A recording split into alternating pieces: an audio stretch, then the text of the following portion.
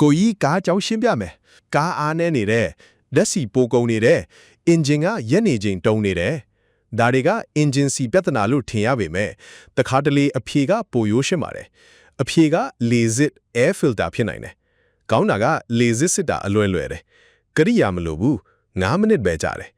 အဆင့်တွေကရှင်းပါတယ်အဆင့် Lasik သစ်တာ air filter box ကိုရှာပါအင်ဂျင်အဖုံးဖွင့်ပါအနက်ရောင် plastic သစ်တာကြီးကိုရှာပါများသောအားဖြင့်အင်ဂျင်ရဲ့အပေါ်ပိုင်းဒါမှမဟုတ်ဘေးဘက်မှာရှိတယ်သစ်တာကို wire clip metal clips ဒါမှမဟုတ်ဝက်ဥတွေနဲ့ပိတ်ထားတယ်အဆင့်2သစ်တာကိုဖွင့်ပါကလစ်တွေကိုဖြုတ်ပါဒါမှမဟုတ်ဝက်ဥတွေကိုဖြုတ်ပါကရိယာမလိုဘူးလက်နဲ့ဖြုတ်လို့ရတဲ့ကလစ်တွေအများစုပါအဆင့်3 Lasik ကိုထုတ်ပါ Lasik ဟောင်းကိုသစ်တာတွေကထုတ်ပါသတိထားပါဖုံနေအင်ဂျင်နဲ့မကျအောင်ညင်သာစွာထုတ်ပါအဆင့်4 Lasik ကိုစစ်ပါ Lasik ကိုအလင်းအောင်ကောင်းကောင်းမှကြည့်ပါအဖြူအဝါဖြော့ဖြော့တန့်ရှင်းနေရင်ကောင်းတယ်ပြန်ထည့်ပါမိခိုးရောင်အနက်ရောင်ဖုံသဲအမိုက်တွေပိတ်နေအစ်စ်လဲပါဈေးအရန်တက်တာတယ်သတိထားရ